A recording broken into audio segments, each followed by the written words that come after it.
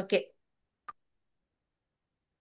క్రీస్తునందు ప్రియమైనటువంటి దేవుని బిడ్డలారా, మరి యొక్క శనివారం దినాన దేవుడు మనకిచ్చినటువంటి అద్భుతమైనటువంటి సమయాన్ని బట్టి, చక్కని ఆరాధన బట్టి, మనము ప్రభువును స్తుతించడానికి ప్రభు మనకిచ్చిన ధన్యతను బట్టి స్తోత్రాలు చేస్తూ వాక్యంలోనికి వెళ్దాం. అపోస్తలుడైన పౌలు కొరింథీ సంఘానికి 2 పత్రికలు రాశాడు. 2 పత్రికల్లో కూడా కొరింథీ సంఘంలో అనేకమైనటువంటి ఆ ఎన్నో వారికి అనుమానాలు ఉన్నాయి, లేకపోతే అనేకమైనటువంటి సమస్యలు ఉన్నాయి, వారికి డౌట్స్ చాలా ఉన్నాయి. అలాంటి వాటి విషయమై పౌలు వారికి క్లారిఫై చేస్తూ పత్రికలు రాస్తాడు. రెండవ పత్రిక రాస్తూ అందులో 6వ అధ్యాయంలో కొన్ని ప్రాముఖ్యమైనటువంటి విషయాలు చెప్తూ ఆ అధ్యాయం రాస్తాడు. 6వ అధ్యాయంలో ప్రాముఖ్యంగా ఒక్క విషయాన్ని ధ్యానం చేయాలని ప్రభు ఆశపడుతూ ఉన్నాడు. ప్రభు ఈ మాటలు వింటున్నటువంటి మన అందరి జీవితంలో అర్థం చేసుకొని, అంటే ప్రభు మనతో మాట్లాడి మన జీవితాలు సరి చేసుకొని లాగున మన హృదయాలను ప్రేరేపించును గాక. 14వ వచనానికి వస్తే అక్కడ ఒక మాట రాస్తాడు. మీరు అని అంటున్నాడు. ఇక్కడ మీరు అవిశ్వాసులతో జోడుగా ఉండకుడి. నీతికి దుర్నీతితో ఏమి సాంగత్యమో, వెలుగునకు చీకటితో ఏమి పొత్తు, క్రీస్తునకు బెలియాలుతో ఏమి సంబంధము, అవిశ్వాసితో విశ్వాసికి పాలెక్కడిది, దేవుని ఆలయమునకు విగ్రహములతో ఏమి పొందిక అని అనేకమైనటువంటి విషయాలు రాస్తూ చివరిగా 18వ వచనంలో మనము జీవము గల దేవుని ఆలయమై ఉన్నాము అని అంటూ ఈ విషయాలు చిన్న అది చెప్పబడినటువంటి మాటను గురించి ఎత్తి చెబుతూ చెప్తాడు. ఇక్కడ నేను చదివినటువంటి 14, 15, 16 వచనాల్లో 16, 18 కలిసే ఉన్నాయి. ఈ వచనాల్లో ఎంతమంది గమనించారో నాకు తెలియదు, కానీ ఒక్కొక్క విషయాన్ని చెబుతూ ఒక ప్రత్యేకమైనటువంటి పదం వాడాడు. దయచేసి ఇప్పటికన్నా మీరు బైబిల్ చూస్తే ఆ మాటలు మీకు స్పష్టంగా కనిపిస్తాయి.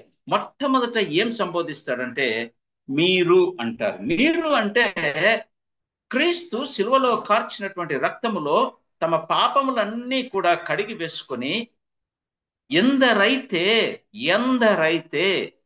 క్రీస్తును తమ స్వకీయ రక్షకునిగా అంగీకరించుకున్నారో అట్టి వారందరూ వస్తారు ఇందులో. మీరు అంటే ఒక కొరింథీ సంఘమే కాదు, అందులో నేనున్నాను, అందులో మీరున్నారు, మనందరము ఉన్నాం. మనందరికీ చెబుతున్నటువంటి ప్రాముఖ్యమైనటువంటి మాట ఏంటి అని అంటే అవిశ్వాసులతో జోడు. అండర్లైన్ చేసుకోండి. అవిశ్వాసులతో కలిసి, టుగెదర్ అని ఇంగ్లీష్ లో ఉంది. కలిసి ఉండకండి, జోడుగా ఉండకండి. దానివల్ల ఏం జరుగుతుందో తర్వాత చెప్తాడు ఆయన. మొట్టమొదట ఆయన ఇస్తున్నటువంటి హెచ్చరిక ఈ 11వ వచనం నుంచి 18 వచనాల వరకు అపోస్తలుడైన పౌలు కొరింథీ సంఘానికి చాలా ప్రేమతో, అంత మాత్రమే కాకుండా బలమైనటువంటి వాదనతో ఎందుకు ఉండకూడదో అని చెప్తాడు. ఎందుకు ఉండకుండా ఉండడానికి ప్రధానమైన కారణం ఉంది. అందుకే ఆ మాట చెప్తున్నాడు. ఈ విషయాలు వర్ణిస్తూ 14 నుంచి 18 వరకు ప్రాముఖ్యమైన విషయాలు చెప్తాడు. 11 నుంచి 18 వరకు హెచ్చరికలు ఉన్నాయి. అవి ప్రేమతో చెప్తాడు, మంచి వాదనతో కూడా చెబుతాడు. ఈ విషయాన్ని చాలా జాగ్రత్తగా గమనించాలి. 1 నుంచి 10 వరకు చూస్తే తాను చేసినటువంటి కొరింథీయులకు చేసినటువంటి పని, అందుకు దేవుడు తనకు అనుగ్రహించినటువంటి జ్ఞానమును గురించి, తాను అనుసరించినటువంటి పద్ధతులు, అంటే తాను సువార్త ప్రకటించటానికి ఏ పద్ధతులనైతే అనుసరించాడో అవి 1 నుంచి 10 వరకు చెబుతూ, ఇంత శ్రమపడి నేను చేశాను కాబట్టి మీరు ఇలా ఉండకండి, అవిశ్వాసులతో జోడుగా ఉండకండి అని. ఒకటి, జోడు అనేటువంటి మాట గుర్తుపెట్టుకోండి. మిగతావన్నీ మర్చిపోయినా పర్లేదు, కానీ అన్ని విషయాలు ఇంపార్టెంటే. కానీ అక్కడ ప్రధానంగా చెప్తున్నది ఏంటంటే అవిశ్వాసులతో జోడుగా ఉండకుడి. రెండో విషయానికి వస్తే, నీతికి దుర్నీతితో ఏమి సాంగత్యము, ఫెలోషిప్. నీతి నీతితోనే సంగత్యం కలిగి ఉండాలి. ఫెలోషిప్ ఎవరితో ఉండాలి? ఆది సంఘము 3000 మంది పేతురు ప్రకటిస్తే ఒప్పుకున్నటువంటి ఆ ఆది సంఘము ఎవరితో సహవాసం చేసింది? అపోస్తలుల బోధతో సహవాసం చేసింది, ప్రార్థనతో సహవాసం చేసింది, ప్రభు బల్లతో సహవాసం చేసింది, విశ్వాసులతో సహవాసము చేసింది. ఈ ప్రధానమైనటువంటి విషయాలు ఇవి.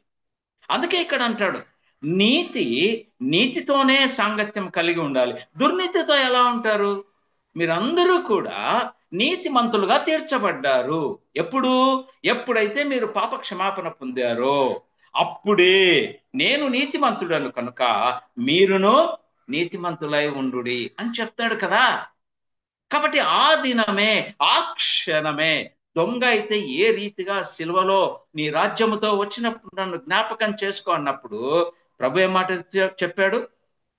ఈ క్షణమే, ఇప్పుడే నీవు నాతో కూడా పరదేశంలో ఉంటావు. ఆయన డిలే చేసి, ఆయన అపాయింట్మెంట్లు ఇచ్చి, ఆయన చూస్తాను, ఆలోచిస్తాను అనే దేవుడు కాదు.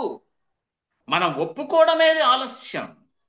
మనం ఒప్పుకున్న క్షణంలోనే అట్టి ధన్యతలన్నీ కూడా అనుగ్రహించే దేవుడు. అందుకే అన్నాను, నీ మహోన్నతమైనటువంటి ప్రేమ దేంతో వివరించగలనయ్యా? పెన్ను పెట్టి కవితలు రాస్తే అవుతుందా? పెన్ను పెట్టి కలముతో రాస్తే అయిపోతుందా? లేదు, కలలు కని వర్ణిస్తే సరిపోతుందా? నీకు స్తుతి చెల్లిస్తే కదా, అవిశ్వాసితో జోడుగా ఉండకుంటే కదా, నీతిమంతునిగా ఉన్న నేను దుర్నీతి దగ్గరికి వెళ్ళకుండా ఉంటే కదా నీకు ఆరాధన చెల్లించడం. అది కదా నిజమైన ఆరాధన. తర్వాత మూడో విషయం ఏమంటాడంటే, అతి ప్రాముఖ్యమైనటువంటి, ఇవన్నీ యేసుక్రీస్తు పలికిన మాటలే. ఇక్కడ ఏమంటాడంటే, వెలుగునకు చీకటితో ఏమి పొత్తు? కమ్యూనియన్. ఏం పొత్తండి? వెలుగునే ఉండాలి. వెలుగుకు చీకటి ఏం సంబంధం? ఎప్పుడైతే చీకటిగా ఉన్నప్పుడు వెలుగు ప్రవేశించిందో, ఏ రోజైతే నీ హృదయము పాపంతో నిండిపోయి చీకటిగా ఉండిందో, ఆ పరిశుద్ధాత్మ దేవుడు తన ఆత్మను మన హృదయంలోకి కుమ్మరించబడ్డప్పుడు, ఎప్పుడు? పాప క్షమాపణ పొందిన క్షణమే. ఆయన అడుగు పెట్టినప్పుడు చీకటి ఏమైంది? వెళ్ళిపోయింది. ఇప్పుడు నువ్వెవరు? వెలుగు కదా. వెలుగుగా ఉన్న నీవు చీకటికి ఇంకెందుకు ఛాన్స్ ఇస్తున్నావు? ఇంకా ఎందుకు చీకటి ఆలోచనలు కలిగి ఉన్నావు? కలిగి ఉండటానికి కారణం ఏంటి అనంటే అదే తర్వాత చెప్తాడు. అపోస్తలుడైన పౌలు ఈ 6వ అధ్యాయం రాస్తూ మొట్టమొదటి మాట, 6వ అధ్యాయం మొదటి వచనంలో ఏమంటాడంటే, కాగా మేం ఆయన తోడి పనివారమై.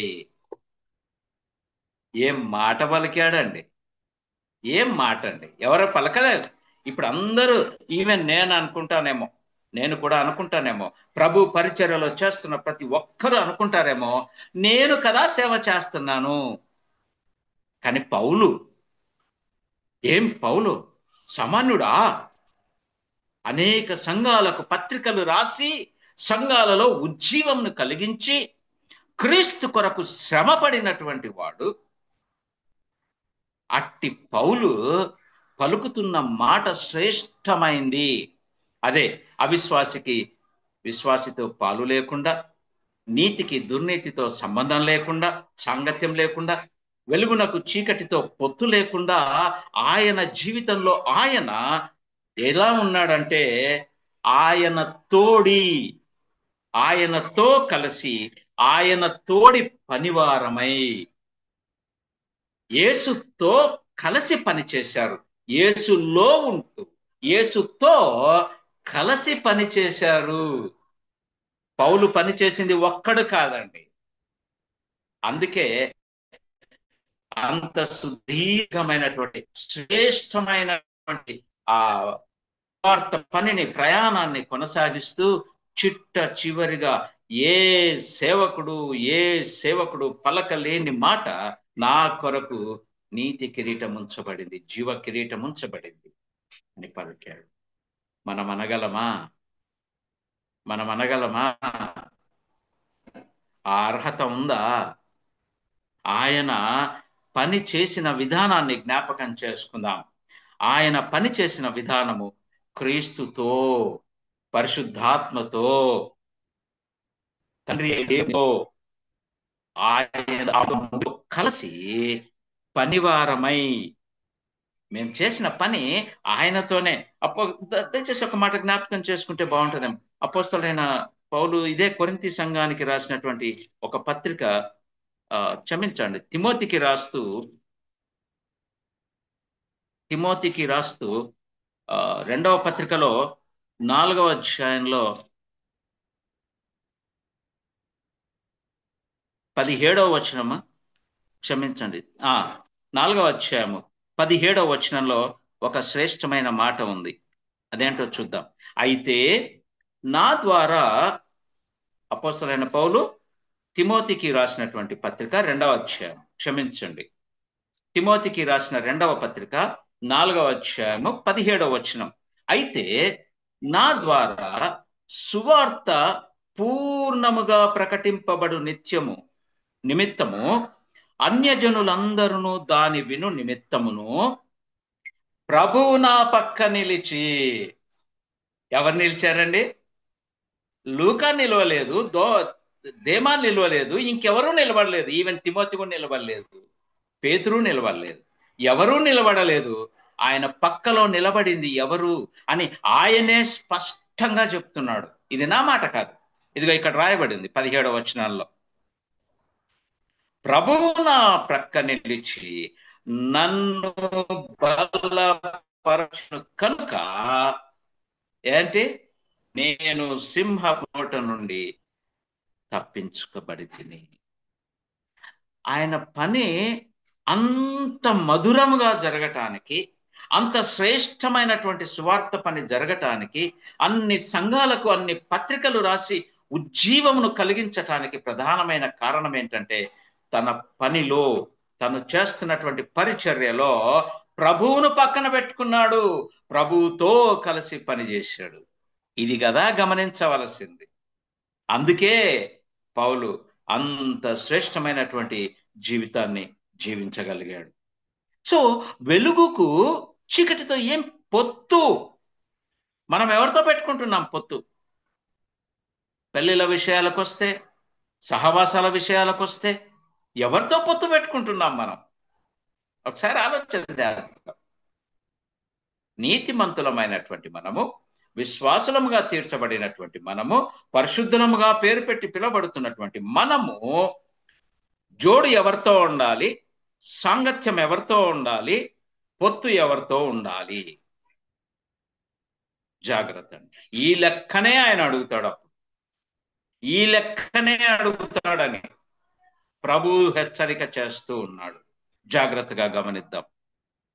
15వ వచనానికి వస్తే, క్రీస్తునకు బెలియాలుతో ఏమి సంబంధము అంటాడు.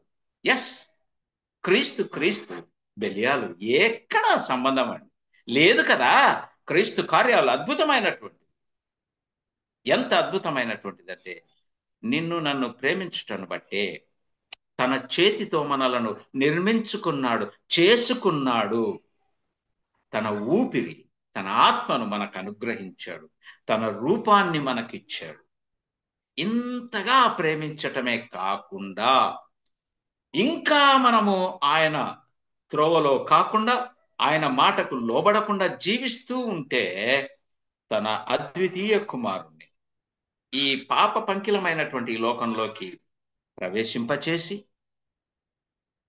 అవిశ్వాసులముగా ఉన్నటువంటి మనల్ని విశ్వాసిగా చేయటానికి, చీకటిలో బ్రతుకుతున్నటువంటి మనకు వెలుగును మన జీవితంలో అనుగ్రహించటానికి ఆ కుమారుణ్ణి, తాను ప్రేమించినటువంటి ఆ కుమారుణ్ణి, నిన్ను నన్ను ప్రేమించినందుకు శిలువ మరణానికి అప్పగించాడు.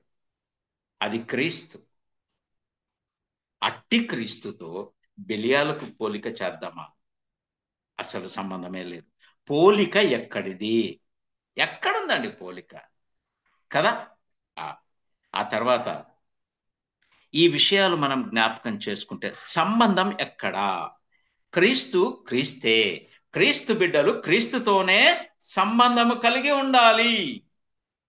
క్రీస్తు బిడ్డలు క్రీస్తుతోనే సంబంధము కలిగి ఉండాలి. మరి మనల్ని మనము పరీక్ష చేసుకుందాం. మన సంబంధం ఎవరితో ఉంది? మన జోడు ఎవరితో ఉంది? మన సాంగత్యం ఎవరితో ఉంది? మన పొత్తు ఎవరితో ఉంది? మన సంబంధము ఎవరితో ఉంది? ఈ రాత్రి జాగ్రత్తగా గమనించి ఆత్మ పరీక్ష చేసుకుందాం. దేవుడు మాట్లాడుతున్నాడండి, నాట్ రవికుమార్. నేను ఎప్పుడు చెప్తాను, మాట్లాడుతున్నది ఎప్పుడు కూడా నేను కాదు, అసలు నా జ్ఞానమే కాదు. ప్రభు హెచ్చరిక చేస్తూ ఉన్నాడు. ఆత్మతో, ఆయన ఆత్మ ప్రేరేపణతో మన జీవితాలను సరి చేసుకోవటానికి, పరీక్ష చేసుకోవటానికి, సరి అయిన మార్గంలో నడవటానికి ఒక అవకాశం ఇస్తూ ఉన్నాడు. వస్తానని చెప్పిన వాడు తప్పక వస్తాడు. లెక్క అడుగుతానని చెప్పిన ప్రభువు లెక్క అడుగుతాడు. ఏ లెక్క చెబుతా ఉన్నావు? నీ జోడి ఎవరితో అని అడిగితే నీ జోడి ఎవరితో ఉంది? నీ సాంగత్యం ఎవరిది, ఎవరితో కలిగి ఉన్నావు అని అడిగితే ఏం చెప్పగలవు? నీ పొత్తు ఎవరితో ఉండిందయ్యా అని అడిగితే ఏం చెప్పగలవు? అసలు నీవు ఎవరితో సంబంధం కలిగి ఉన్నావు? పాపక్షమాపణ పొందావు. ఇదే తిమోతికి రాసినటువంటి పత్రిక 2వ అధ్యాయంలోనే ఒక వ్యక్తిని చూపిస్తాను. ఇదే అపోస్తలుడైన పౌలు తిమోతికి రాసినటువంటి 2వ పత్రిక 9వ అధ్యాయంలో ఒక శ్రేష్టమైన మాట అండి. ఎవరో కాదు, పౌలుతో పరిచర్యలో కొనసాగిన వాడే, రక్షణలో రక్షించబడ్డవాడే ఏమయ్యాడో చూద్దామా? నా వద్దకు త్వరగా వచ్చుటకు ప్రయత్నము చేయము.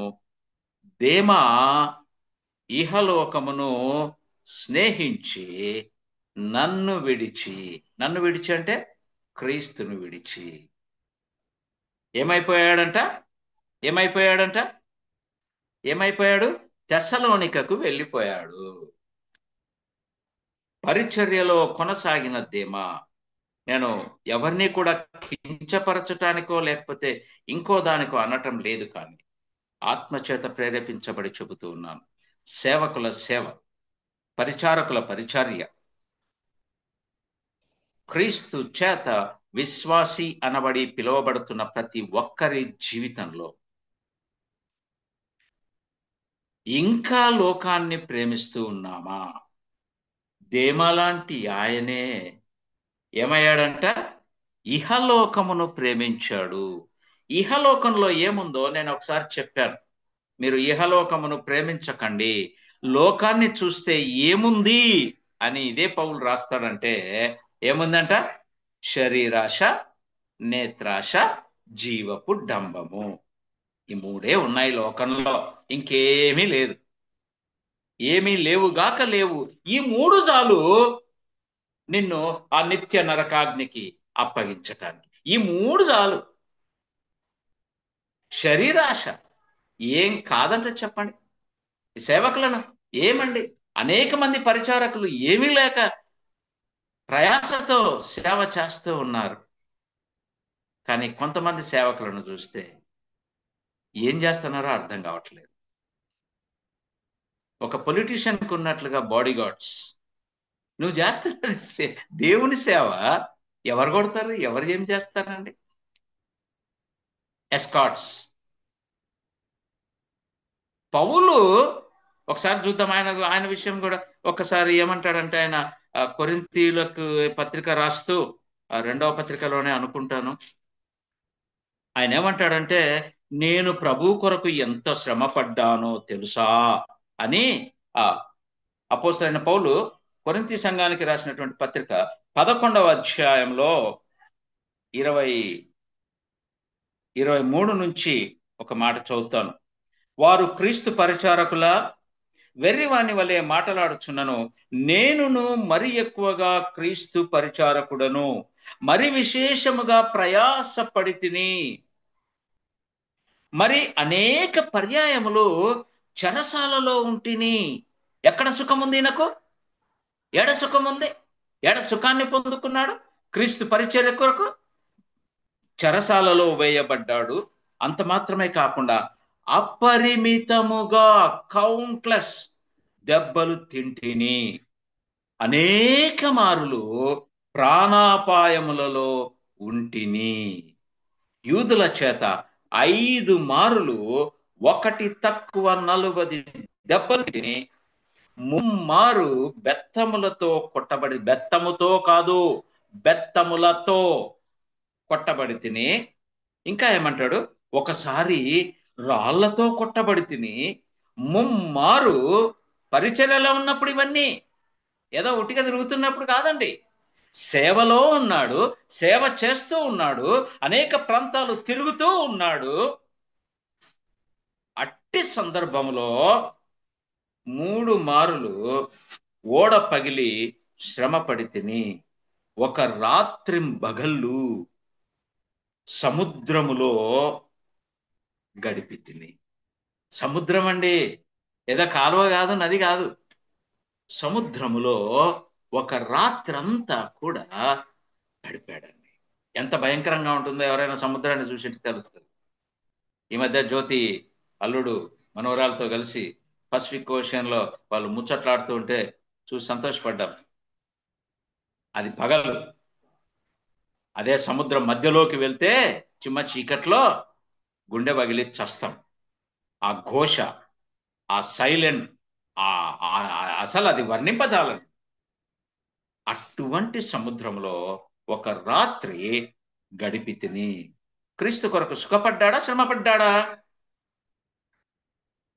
క్రీస్తును అంగీకరించక ముందు తను సుఖపడుతూ సంఘాలను హింసించాడు, సంఘాలను బాధ పెట్టాడు, సంఘాలను అన్నిటినీ కూడా అవమానపరిచాడు. క్రీస్తును రక్షించిన వారికి అనేకమైనటువంటి హింసలు పెట్టాడు. ఎప్పుడైతే క్రీస్తును ప్రభువా అని ఒప్పుకున్నాడో, తన కనుల నుంచి, తన గర్వంగా చెప్పుకున్నటువంటి ఆ అహంకారం అంతా కూడా కళ్ళలో నుంచి పొరలుగా రాలిపోగా ఏమయ్యాడంటే, ఇదే క్రీస్తు కొరకు, ఏ క్రీస్తును అంగీకరించిన వారిని చంపడానికి కత్తి పట్టుకున్నాడో, ఆ క్రీస్తును అంగీకరించి తను దెబ్బలు తిన్నాడు. యూదుల చేత తిన్నాడు, అనేకుల మంది చేత తిన్నాడు, చెరసాలలో వేయబడ్డాడు. ఎన్నో, అసలు వెర్రివాడు అన్నారు, ఆయన పిచ్చోడు అన్నారు. అన్నా కూడా తను ఏమీ మారు మాట్లాడకుండా క్రీస్తు కొరకు సమస్తము మౌనముగా భరిస్తూ ఆయన క్రీస్తును ఆ ఏమంటారు ఆరాధించాడు. క్రీస్తుతో కలిసి, ప్రభువుతో కలిసి, ప్రభువును పక్కన పెట్టుకొని పనిలో, పరిచర్యలో, సువార్తలో తను ముందుకు సాగాడని. అందుకే తను శ్రేష్టంగా జీవించి అట్టి శ్రేష్టమైనటువంటి ధన్యతను మనము కూడా పొందుకోవాలనే ఇవి ప్రేమతో చెప్తున్నాడు. హెచ్చరికలు చాలా కఠినంగా కూడా చెబుతూ ఉన్నాడు. నేను ఇందాకనే చెప్పాను, వస్తానని చెప్పినవాడు రాక మానడు. ఎప్పుడు వస్తాడు? నేడో రేపు. అంత్య దినములలో ఉన్నాం. ఏ రోజు వస్తాడో తెలీదు. ఈ మాట్లాడుతున్న ఈ సమయంలో వచ్చిన ఆయనను ఒప్పుకున్న మనందరము సరే, కానీ లెక్క అడిగినప్పుడు మన పరిస్థితి, మనం ఎక్కడుంటాం? ఈ ఒక్క విషయాన్ని జ్ఞాపకం చేసుకొని క్రీస్తు కొరకు, క్రీస్తును కలిగి, క్రీస్తులో, క్రీస్తుతో పని చేస్తే అది శ్రేష్టమైంది. అలా ఉండాలని దేవుడు ఇష్టపడుతూ ఉన్నాడు. అందుకే అక్కడ ఏమంటాడంటే, అవిశ్వాసితో విశ్వాసికి పాలెక్కడా? పార్ట్, ఎవరి పార్ట్ అయి ఉండాలి నువ్వు? నువ్వు ఎవరివంటే విశ్వాసివి. నీకు పెట్టబడిన పేరు విశ్వాసులు, విశ్వాసి. అట్టి విశ్వాసి అని పేరు పెట్టబడి పిలువబడుతున్న నీవు అవిశ్వాసితో సాంగత్యం చేస్తే ఏం జరుగుద్దో తెలుసా అండి? చాలా ఈజీగా అవిశ్వాసి లోకంలోకి నిన్ను లాగేస్తాడు. ఏం శోధన అంటే చాలా చిన్న శోధన. ఇక్కడి వరకు వెళ్దాం, ఆడ కూర్చొని వద్దాం రా అంటాడు అంతే. ఏంటి అని అంటే, నేను టీ తాగాలి, లేకపోతే నేను సిగరెట్ తాగాలి, నా త్వర ఆడదాకా. నువ్వేం తాగొద్దు, నువ్వు విశ్వాసవే, నువ్వు తాగొద్దు, కానీ నా వెంటరా, పోతావు. అలా అనేకమైనటువంటి వాటికి ప్రేరేపిస్తాడు. వన్ ఫైన్ డే శోధనలో నువ్వు కూడా పడిపోతావు.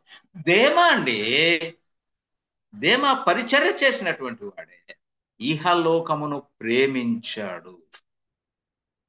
ఎప్పుడైతే లోకాన్ని ప్రేమిస్తామో there ends our spiritual life. అంతటితో మన స్పిరిచువల్ విశ్వాస జీవితానికి ఫుల్ స్టాప్ పడ్డట్టే. ఎందుకంటే సైతానుడు బలంగా పనిచేసేది విశ్వాసులు కావాలి. అవిశ్వాసులు ఎలాగో వానితోనే పొత్తు కలిగి ఉన్నారు, అవిశ్వాసులు ఎలాగో వానితోనే సాంగత్యం చేస్తూ ఉన్నారు. ఇంకా వాడికి వాళ్ళతో పని లేదు. మరి వాడికి కావాల్సింది ఎవరు? విశ్వాసి అని పేరు పెట్టుకున్న నీవు నేను.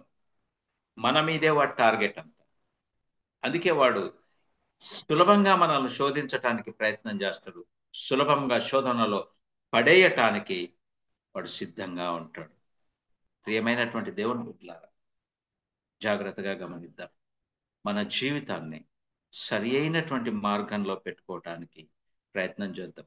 ఇవన్నీ చెబుతూ ఆయన ఏమంటాడంటే చివరిగా 16వ వచనంలో ఒక మాట చెప్తాడు. దేవుని ఆలయమునకు విగ్రహములతో ఏమి పొందిక అంటాడు. దేవుని ఆలయం అంటే ఏంటి? నాట్ ద ఫిజికల్ స్ట్రక్చర్, ఏదో రాళ్లతో ఇటుకలతో పిఓపితో లేకపోతే డెకరేటివ్గా కట్టినటువంటి అది కాదు దేవుని ఆలయం. దేవుని ఆలయం ఏంటి? ఆయన ఏం కోరుకుంటున్నాడు? ఎక్కడ ఉండాలని ఇష్టపడుతున్నాడు? అప్పుడు ప్రత్యక్ష గుడారం కట్టించుకొని అక్కడ ఉంటాను, మీరు అందరూ అక్కడికి రండి అన్నాడు. దాన్ని మనం దేవాలయం చేశాం. ఆ తర్వాత దేవాలయం అంటే ఏంటి? నీ హృదయమే ఆయనకు దేవాలయం. ఇప్పుడు ఆయన ఎక్కడ జీవిస్తున్నాడు? మన హృదయంలోకి వచ్చాడు. అక్కడ లేడు, రాళ్ళ మధ్యలో లేడు. నువ్వు కట్టుకున్నటువంటి ఆ చెప్పుకోదగ్గ గొప్ప ఆలయంలో లేడు ఆయన. ఆయన ఎక్కడున్నాడు? మన హృదయంలో ఉన్నాడు. ఎందుకంటే నేను ఆయనకు ఆలయము. మరి ఈ ఆలయము, ఈ హృదయం అనే ఈ ఆలయము ఎవరికి సంబంధంగా ఉండాలి? ఆ క్రీస్తుకు సంబంధంగా ఉండాలి.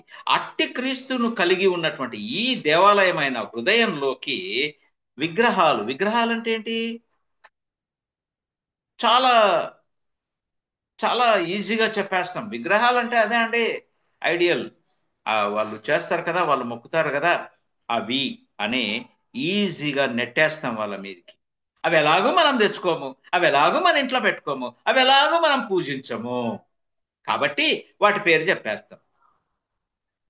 కానీ దేవుడు ఏమంటున్నాడంటే, నీవు దేన్నైతే ఎక్కువగా ప్రేమిస్తున్నావో అదే విగ్రహం. నీ హృదయము లోపల నీవు దేన్ని ఆశపడుతూ ఉన్నావో, దేన్ని కోరుకుంటున్నావో, దేన్ని పెట్టుకుంటున్నావో అది విగ్రహము. అది బట్టలు కావచ్చు, అది బంగారు కావచ్చు, అది ఇల్లు కావచ్చు, అది ఇంకోటి కావచ్చు, అది ఏదైనా కావచ్చు. చివరికి నీ బిడ్డను నీవు క్రీస్తు కంటే ఎక్కువగా ప్రేమించిన అది కూడా విగ్రహారాధనే. జాగ్రత్త సుమి. నీ సమయాన్ని నువ్వు ఎక్కువ ప్రేమిస్తున్నావా? ప్రేమిస్తూ క్రీస్తు కొరకు ఇస్తలేవా?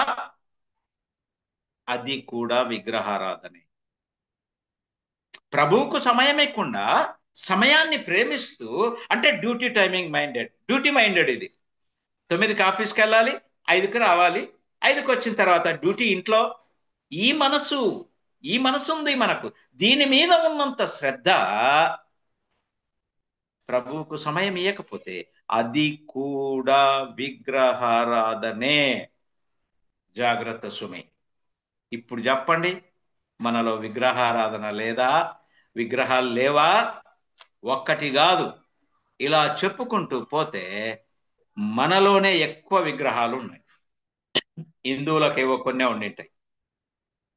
మనలో ఉన్నటువంటి విగ్రహాలు మరి ఎవరిలో ఉండవు. అందుకే పౌలు చాలా చక్కగా ఒక హెచ్చరిక చేస్తూ ఉన్నాడు. నీ ఆత్మ నీవు పరీక్ష చేసుకో. నీ ఆలయం, నీవు ఆలయముగా ఉన్నటువంటి నీ హృదయాన్ని నీవు ఆయన కొరకు ఆలయముగా చేసినటువంటి నీ హృదయంలో ఎలాంటి విగ్రహాలు ఉన్నాయి? ఉన్నాయి. లేవు అని మాత్రం అనకండి, అంటే అది అబద్ధమైంది. ఉన్నాయి. నేను చెప్తాను, ఉన్నాయి. వాటిని తీసివేసుకోవటానికి ప్రభువును పక్కన పెట్టుకుందాం, దేవుణ్ణి పక్కన పెట్టుకుందాం, దేవునితో ఉందాం, దేవునిలో జీవిద్దాం. అప్పుడు అవన్నీ మన హృదయంలో నుంచి పోతాయి. ఈ విగ్రహాలన్నీ పోతే గాని మనం కూడా అపోస్తలైన పౌలులాగా శ్రేష్టమైన మాటలు పలకగలం. ఇదేదో భాష వస్తే లేకపోతే ఇంకోటి వస్తే ఆ జ్ఞానం ఏదో లోక జ్ఞానం కలిగి చెప్పే మాటలు కాదు. ఇలాంటివి చెప్పాలంటే లోక జ్ఞానం సరిపోదు. లోక జ్ఞానంతో ఏం చెప్తామో ఇవి ఆత్మచేత వ్రాయబడినటువంటి, లిఖించబడినటువంటి, చెప్పబడినటువంటి మాటలు. ఈ మాటలు జ్ఞానంతో చెప్తా అంటే ఆ పౌలు ఏది కూడా తను సొంతగా చెప్పలేదు, తను సొంతగా రాయలేదు. ప్రభువు పక్కన పెట్టుకొని ప్రభువు ప్రేరేపిస్తేనే. మళ్ళీ చదువుదామా? అది ఇందాక చదివినాం, మళ్ళీ అక్కర్లేదు అనుకుంటాం, మీకు అందరికి గుర్తుంది. ఆయన శ్రేష్టమైన పరిచర్య అలా సాగింది. ఆయన స్వార్థ పరిచర్య చేసినా అలాగే చేశాడు, ప్రభువును పక్కన పెట్టుకొని. సంఘాల మధ్యలో పరిచర్య చేసినా అలాగే చేశాడు, ప్రభువును పక్కన పెట్టుకొని. ఆయన పత్రికలు రాస్తున్నా అలాగే పరిచర్య చేశాడు, అలాగే రాశాడు, ప్రభువును పక్కన పెట్టుకొని. క్రీస్తులో, క్రీస్తుతో కలిసి పరిచర్య చేశాడు. అందుకే అది శ్రేష్టమైంది. ఆయన కూడా శ్రేష్టమైనటువంటి వాడుగా నిలవబడ్డాడు. ప్రభు కొరకు, క్రీస్తు కొరకు, పరిశుద్ధాత్మ ప్రేరేపణ చేత వింటున్నటువంటి నీవు నేను ఒకసారి ఆత్మ పరీక్ష చేసుకున్నాను. నేను ఎందుకు ఈ మాట సారిసారి చెప్తున్నానంటే ఈ మాట చాలా అవసరమైంది. మనల్ని మనం పరీక్ష, పక్కన వాళ్ళని మస్తుకు చూస్తాం, పక్కన వాళ్ళలో అన్ని కనపడతాయి, కానీ మనలో కనపడాలి, మనలో చూసుకోవాలి. పక్క వాళ్ళ దిక్కు చూడకండి దయచేసి. పక్క వాళ్ళు మనకు వద్దనే వద్దు. మనకు కావాల్సింది నా రక్షణ, నా విశ్వాస జీవితము, నా పని, నా పరిచర్య, నా ప్రభు కొరకు జీవితం. ఇది కదా నన్ను ఆయన దగ్గరికి తీసుకెళ్లేది. పక్కోళ్ళకు చేస్తే, పక్కోళ్ళ దిక్కు చూస్తే నేను ఆడికి పోను కదా. జాగ్రత్తగా గమనించుకుంది. అందుకే ఈ మాట చెప్తూ ఉన్నాను సారి.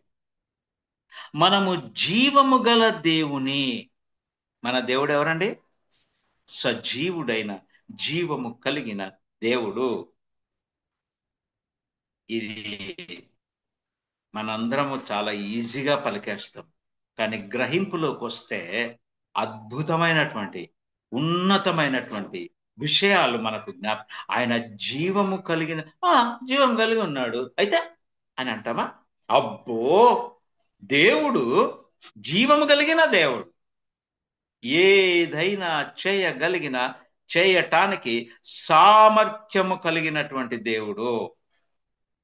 ఎట్టిదైనా, ఒక్కసారి ఒక చిన్న విషయాన్ని జ్ఞాపకం చేసుకుని ముందుకు సాగుతాం. ఎట్టిదైనా అది ఏంటి అని అంటే, తన ప్రజలను బానిస జీవితంలో నుంచి, ఐగుప్తులో నుంచి వాగ్దానము చేయబడిన భూమిలోకి నడిపించే ఆ క్రమములో మొట్టమొదటి ఏమొచ్చింది? ఎర్ర సముద్రం అడ్డం వచ్చింది. ఏం చేశాడు? ఫ్లైఓవర్ బ్రిడ్జ్ అయ్యేలా, లేకుంటే రూట్ మార్చలా? మోషేతో చెప్పాడు, నీ చేతిలో ఇది సాధ్యమా అండి? సాధ్యమే. అందుకే ఆయన మహోన్నతమైనటువంటి కార్యాలు చేశాడు. నాకు అందుకే ఈ మాట నాకు ఎంతో నచ్చింది. ఇంతవరకు పాటలు అదే అన్నారు, నీ మహోన్నతమైనటువంటిది. ఉన్నతమైంది కాదు అది, ఉన్నతమైంది అంతే, అది నీకుండొచ్చు, నాకుండొచ్చు. ఆయనది మహోన్నతమైనటువంటిది ప్రేమ. ఏమండి కర్ర చాపయ్యా, ఎందుకు నా దగ్గరకు వస్తున్నావు? నీ చేతిలో ఉన్న కర్ర చాపు అంటే మోషే కూడా అన్డౌటెడ్లీ కర్ర చాపాడు. ఏం జరిగింది? అబ్బో, భయంకరమైనటువంటి శబ్దంతో అట్టి మహాసముద్రము రెండు పాయలుగా నిలబడింది. వీళ్ళ అవిధేయత ఇంకా మారలేదు. అది చూసినా విడిచిపెట్టలే వాళ్ళు. వాళ్ళు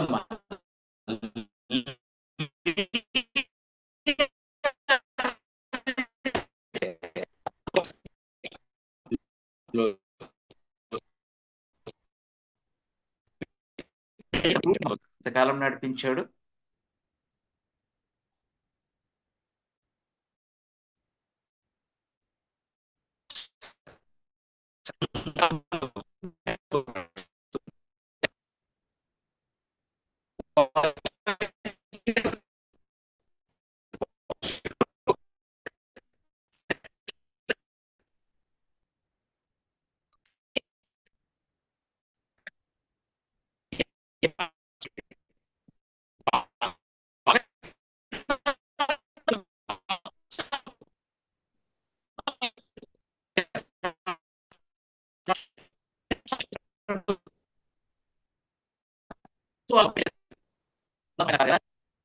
అట్టి ఉన్నతమైనటువంటి దేవుడు ఆయన.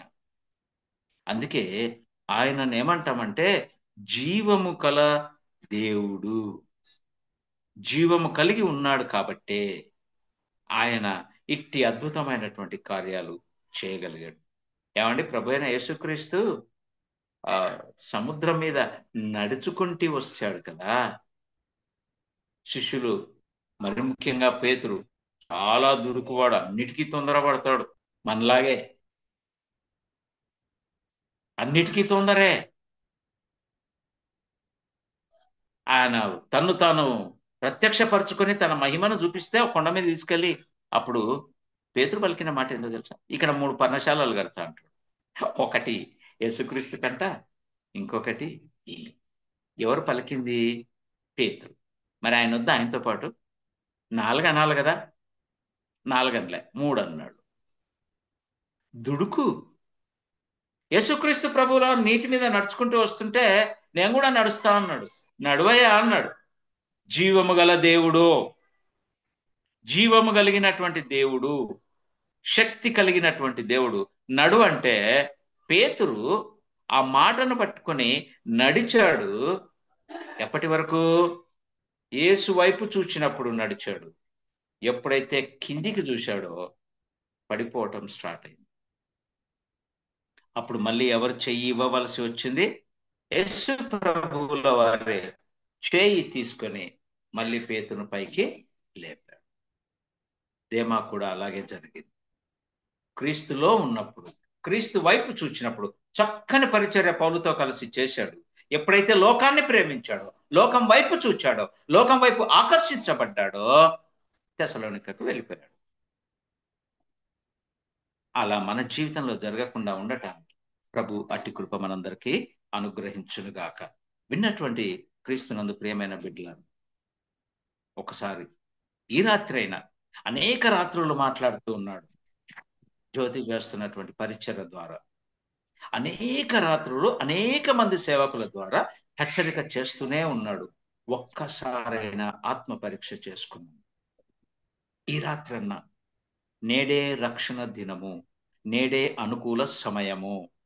ఒకవేళ ఇదే అనుకూల సమయమేమో, ఈ రాత్రి మనల్ని మనం పరీక్ష చేసుకుందాం. ఈవెన్ టు మీ, నేను కూడా పరీక్ష చేసుకుని ఆయన కొరకు చక్కని జీవితంలో ముందుకు సాగు. ఆ జీవము గల దేవుడు మన కొరకు సిద్ధపరిచిన ఆ శాశ్వత రాజ్యంలో పౌరసత్వం కలిగి ఉన్నాం అన్నమాట. అక్కడ జీవించటానికి ఇక్కడ సిద్ధపాటు కలిగి ఆయన కొరకు నడుద్దాం. అతి కృప దేవుడు మనందరికీ అనుగ్రహించి దీవించునుగాక. Thank you Jyoti, thank you very much.